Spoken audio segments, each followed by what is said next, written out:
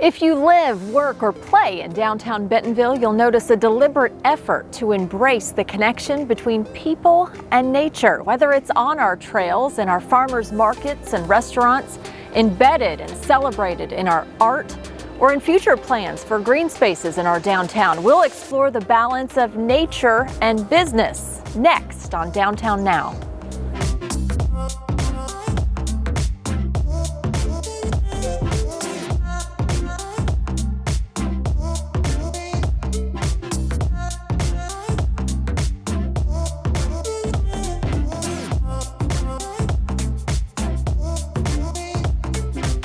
Chef Matt Cooper is opening a dedicated gluten-free restaurant downtown this year, and he gave Brook Beer House an exclusive look at the build-out. Then the duo headed from downtown to Hobbs State Park to share a coffee and discuss Chef Cooper's connection to nature, cooking, and the community.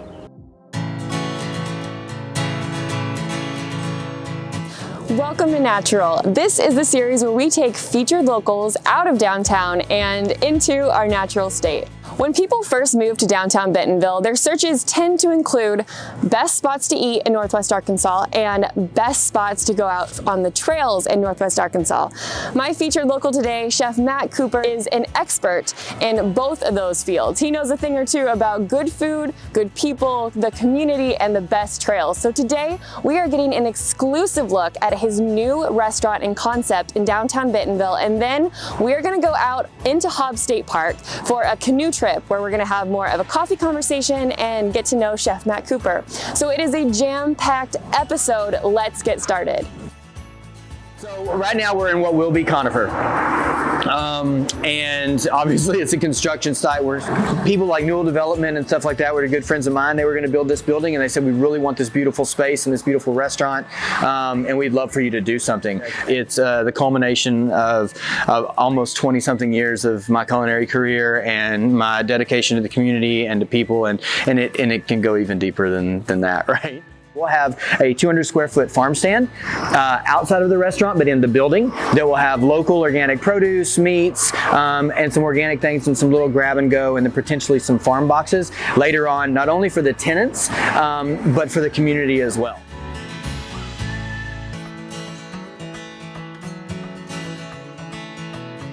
I grew up in Arkansas. A lot of the times in rural places. My father was a preacher, so we lived in, I think I've lived in 32 different places in my life. Yeah, nature is extremely important to me because I think it roots us and it kind of brings us back to a point in our brains where we can exist away from everything that happens on our daily lives, much like a kitchen. And that's probably hard for some people to understand, but I could definitely describe a kitchen and service to that of being out in nature. Because my brain is hyperactive, and it takes my brain to a spot where I can relax and focus on what I want to, and it gives me the opportunity to do that.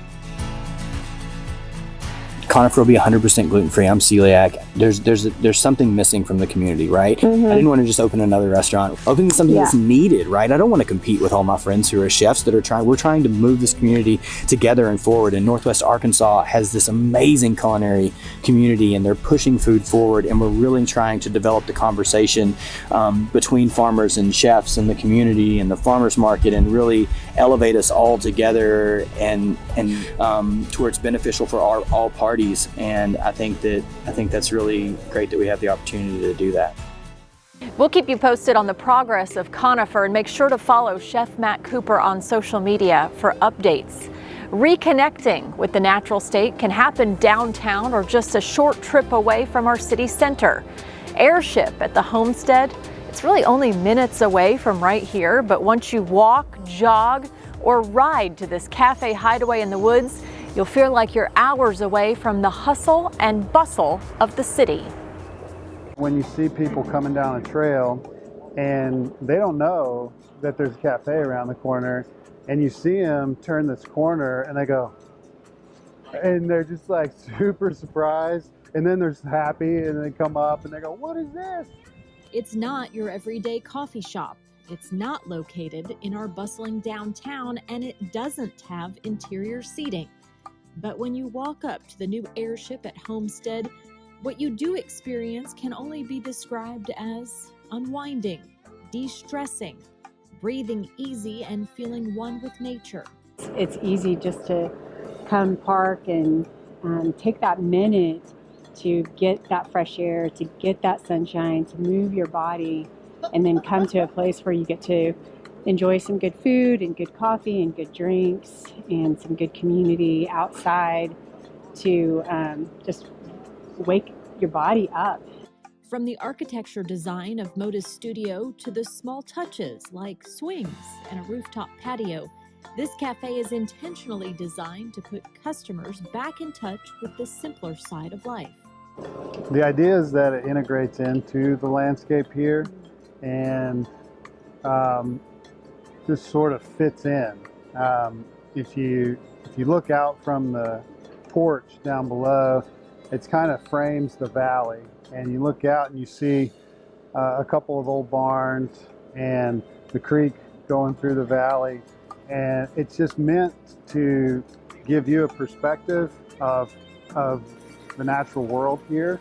Airship is known locally for its exceptional coffee, but Mark and Amber want visitors to know there's something for everyone in their cafe hideaway, from unique coffees like mushroom coffee to wine, beer, kombucha, and menu items like Ozark Trail tacos. We're smoking all the meats ourselves. We have slow smoked pork butt. We have Texas style smoked brisket, smoked chicken, and then we put that on tacos. So, you know, if the coffee and the beer and the kombucha wasn't enough to get you out here, then maybe a barbecue taco would. And if you haven't been yet, Airship at the Homestead in Kohler Mountain Bike Preserve is open daily. Make sure to pack your bike or some comfortable shoes. You can find out more online at airshipcoffee.com. Coming up, how can you support our downtown business owners? Hear from them after this break.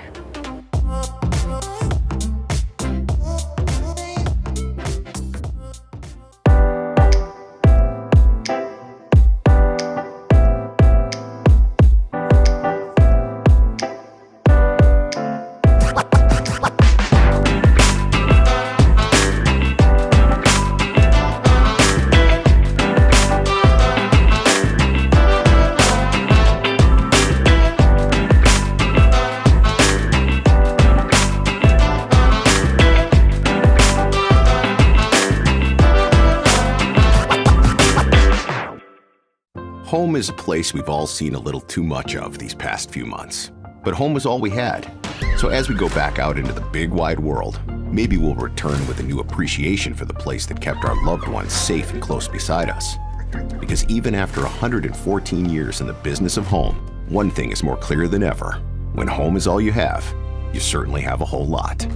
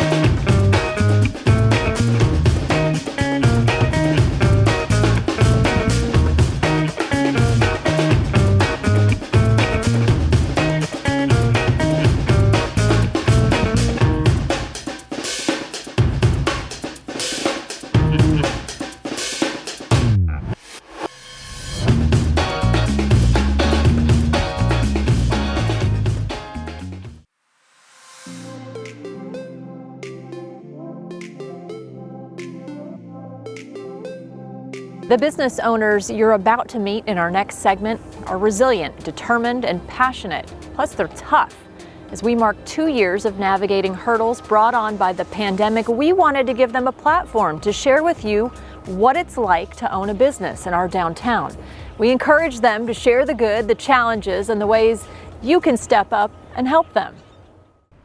So it's not easy to be a small business owner. I don't think the community often realizes the challenges involved with that. And I'm not even talking about COVID. I'm just talking about small business in general. I want to talk, let's move COVID aside for right now. What are the challenges about being a small business owner that maybe people don't know that you've experienced? And I'm going to use an example. Tammy with Cocoon Yoga Lab posted something on Facebook not long ago of a check that she wrote herself.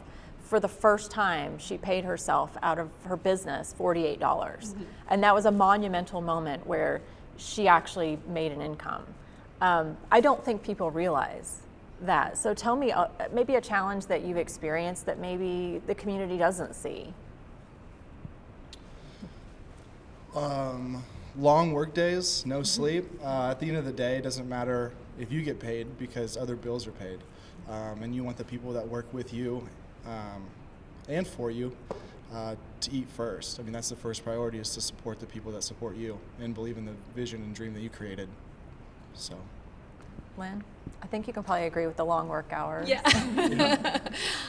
The paperwork, there's a lot of paperwork, and you are CEO, CFO, janitor, HR, you're everything. You play every role.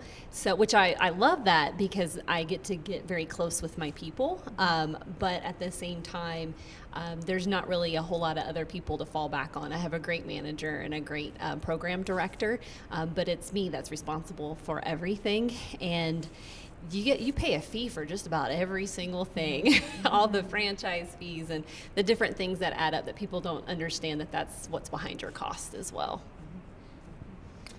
I think being a small business owner is like being on an emotional roller coaster. I mean, like 1 minute you're way up here like, yay, they love me, I got a sale, it's a great day. Then shoot, 2 hours later, they hate me. It's like you're in middle school all over again. Right. You know? So, but yeah, definitely the long hours, you're working 24/7. The pay is not fabulous, you know, and just the stress and trying to decide, okay, what product do I bring in that people are really going to love and want? And they say they want this, and you order it, and then it sits there for 6 months. Yeah. You know, and it's just a constant whirlwind of emotions, and trying to stay on top of everything and balance not just your work life but your home life as well. So there's a little bit of that is going on. Let's talk about COVID. We're now almost at the 2-year mark, and that's been a whole nother array of challenges. Downtown, we've seen is Downtown Bentonville Inc. just watching all the businesses. I used in the other panel the word pivot, and everyone cringed. I know, right? So we're not going to use that word, but we had a lot of adjustments. Tell us how your business. I mean, we have two kind of service industry businesses. One that's athletics. And retail. How did you handle COVID and are still handling, you know, the fluctuations that we have due to COVID? You had to get really creative, and a lot of it was mindset. I had to really focus on, you know, this is not happening to me, it's happening for me, and how can I, you know, keep going? What can I do to survive this? And we had just moved into a new location just a few months before that. That was kind of a God thing that it happened, because we had reduced our expenses, and so that helped us survive. But we also amped up our website. We started doing joy bags and delivering things, and just, you know, anything that we could possibly do to make things available to our customers, because people still wanted to give gifts. Birthdays were still happening, Mother's Day still happened. We started doing college care packages that we would send out, just anything that we could do to help provide what our customers wanted and needed at the time, and also to provide, you know, just some happiness for everyone. You know, I thought it was interesting to sit back and watch the creativity during, you know, still going on, you know, how people are doing things differently and approaching things differently to make their businesses healthier. Lynn, you went online, you had revamped your website, you guys were on top of the parking garage doing yoga. Yeah, we were everywhere, but I like that. You had to get creative, and it was a lot of problem solving, so it did, after that intense time of stress of, am I going to make it, am I not going to make it, I'm going to make it, no, I'm not going to make it, then you kind of got into this groove of, what else can I do to problem solve? So we did. The Walton Enterprises let us go up on the parking deck to do yoga up there. They were very gracious in allowing us just full access up there. I learned a whole lot about production that I never thought as a yoga teacher that I'd be getting into AV and lighting and sound and whatnot. We did learn how to do Zoom and then stream it to YouTube. So we learned a lot of things. We rebuilt our entire website to be able to have archived classes and then live virtual classes. So I learned a lot, and it's actually helped me now take it into the next step. We continue those virtual classes. We have people internationally from Paris, Vancouver, Texas, Seattle that join us for classes now on a regular basis. No, that's crazy. Yeah. I think the hardest thing was just the unknown of the whole situation, not knowing when it was going to end or if it was ever going to end, or the ongoing change of process through the whole thing, like the mask ordinances and a certain amount of people in your business. And I don't know if you ever got a haircut with a mask on, but it's horrible. The hair is all over your face and all of that. So, and it was finding a fine line in between the two groups, the people that were really strong about it and the people that didn't care about it, and kind of making your business mold down the middle with all of the precautions, but not being too drastic on one side and too drastic on the other, so you can still have both parties feel comfortable in your business. I think that was the roadblock that was challenging. That's an interesting point. And as we go month to month, it feels like that kind of fluctuates too, depending on spikes and different knowledge that we know about the pandemic and COVID. All right, so I want to talk about the positives. You did get community support. The community rallied around you. Downtown Bentonville Incorporated did Downtown Dollars and Shop the Block to try to infuse cash into our downtown businesses. I want to hear about those positive experiences that you had and things that you may be thankful for that the community did during that time.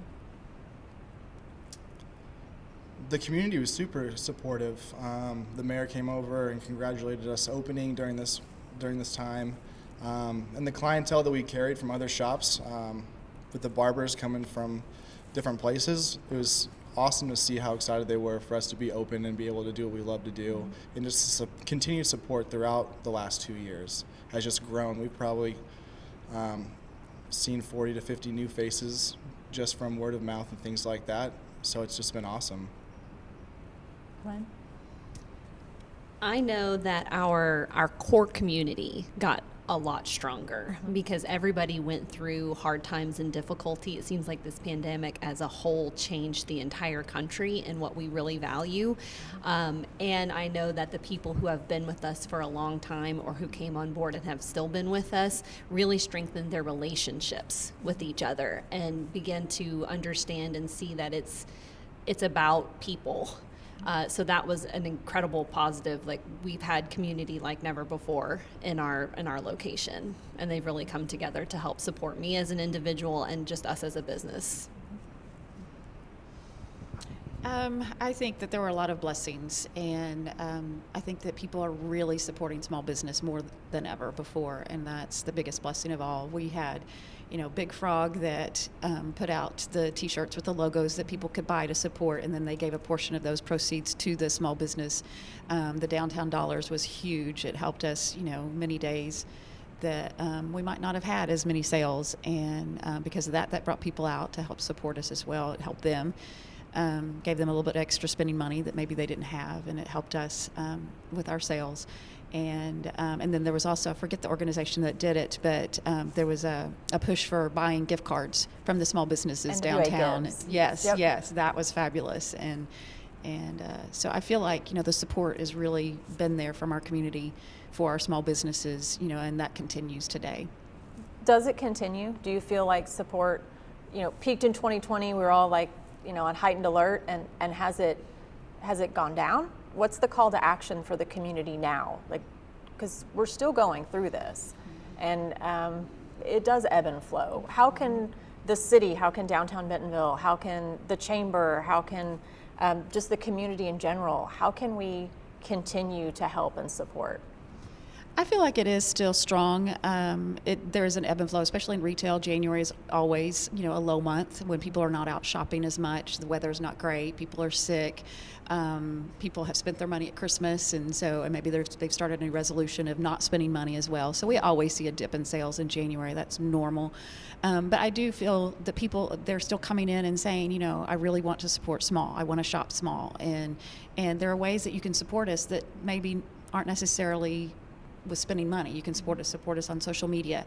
It doesn't cost you a thing to like and to share and to comment on our posts, but that helps us tremendously. I have customers that will come in and say, I'm just buying a sticker today. I'm like, yes, you're buying a sticker. I'll take it. That's fabulous. And, every little bit helps. Don't feel like you have to come in and drop, wads of money. Just come in and support. Any amount of support is encouraging. It definitely does ebb and flow. I know that this January, so retail takes a dip, but for those of us that have fitness in our service category, this is usually our biggest month, but with the spike, it's not been as big as it has been in the past. And so I would say that what people can do to support us is we always try to be understanding of what people are going through with financials, is to understand policies. And then to also just think about maybe buying small as opposed to going to Amazon, as opposed to going to Peloton, as opposed to going to some of these other large scale things that have the ability to do things on a larger scale and instead invest in the community. Because when we get it, everybody's got something that they have to do for them and for their lives and however their life is set up. But maybe just take that little extra effort so that you are supporting people who are putting back into their community as well. I'm with all of you guys. January is dipped, for sure. And in the health and beauty world, it's because everyone's rushing in to get a haircut at the end of December. So you have every guy's on a 3 to 5 week rotation, right? And so they're just waiting until the end of January. So it's kind of in a lull right now. Hopefully February will pick back up. But going off social media, that's a huge thing. Sharing, liking, commenting, and word of mouth's huge. But I get more excited from a Google review than anything. Google reviews have drove our business through the roof. And it's just amazing to see how powerful new people moving in and they want to support downtown Bentonville. The first place they go is Google. And that's what drives our business, and that's what the community has shown love for us is through Google, and that's what I'm grateful for. That's an interesting point. I didn't think about that, because you think about the share and the posting a photo, but giving a review when you step in the doors of a small business can be game-changing. So I want to pivot. Now I can't stop using that word. I want to talk about the good, because there's so much fulfillment that comes from owning a small business. It's challenging and it's stressful, but there's also good in it, and it's your passion. So tell us, why do you own the small business that you own? Through the good times and the bad times. Oh, goodness. Yes, it is. It is very good, and I do love what I do. It was kind of an accident that I got into it. My daughter got a part-time job at a cute little downtown boutique about 5 years ago, and we were like, oh, wouldn't it be cool to own a boutique? And then voila, here we are. But I love to celebrate Bentonville. I really, before owning a boutique, I didn't go downtown that much myself. I was one of those that just didn't. And I've realized since then what I've been missing out on. There are so many great shops. There are so many great restaurants and yoga places and hair, barbers and all that. And I love when people come in and tell me, where they're from, that they're visiting here. And we have a map on the wall that we have people pin that shows where they're from. We just moved into this location in August, and that's when I started that map. I probably have 5, 6, 7, 8 states that don't have a pin in them already. And Alaska and Hawaii are covered more than once. So it's just really neat to talk to people about Bentonville, and they ask me, where do I go to shop? What do you recommend to eat? And I love telling them about that. I also love when local people come in and helping them to celebrate, what's going on in their life. If they're here to buy a gift for someone or a gift for themselves, or, That's the best kind of gift. And sometimes, just having conversations with people about what's going on in their lives and getting to just talk with them about, share our experiences with each other. And it's the connections with the people that I love the most. We hear that a lot, the small business owners, and that's why we say they are the ones that really understand the downtown community more than anyone else, because you talk to everyone in the community every day. Lynn, why do you own Yoga Story? Well, I took a big chance and left Walmart after 10 years of a career there because yoga changed my life. I've been practicing now for 22 years, which is longer than I care, since I was 10. But it changed my life. And when people come in and say that it changed theirs, or just the community has changed theirs, or the transformation that they've seen in their body and their mind, that's what makes me go, I'm going to do this forever, because that means so much to me, to be able to make those connections and to have someone think of our place as a place of transformation. So that's, and then meeting new people that have, like this area, everybody coming in from all the different cities and them going, this place is special. We're like, yeah, we know. It's special. People are so friendly, people are so nice. And so I really hope we keep that as part of our core values as we continue to grow, because it is a very special place.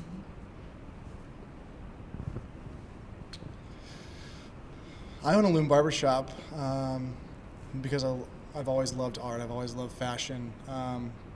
And my sister talked me into doing hair because of that.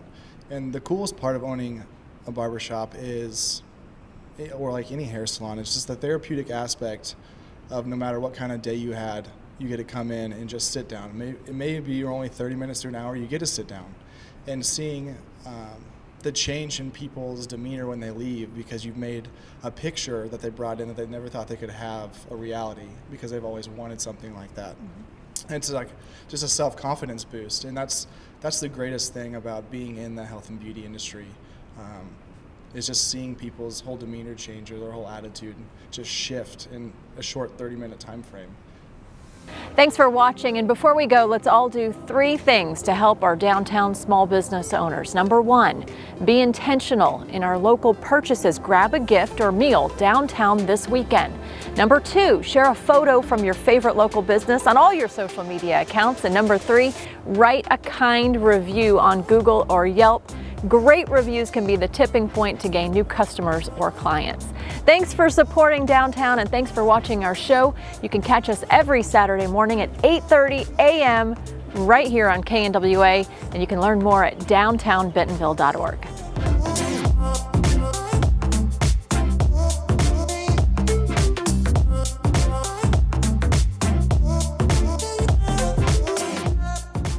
We hope you enjoyed this episode, produced by the community nonprofit Downtown Bentonville, Inc.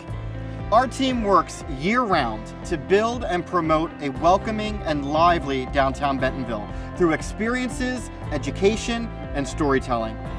Last year, as events were put on hold in our region, Downtown Bentonville, Inc. launched Downtown Media, a community-supported, community-driven storytelling platform.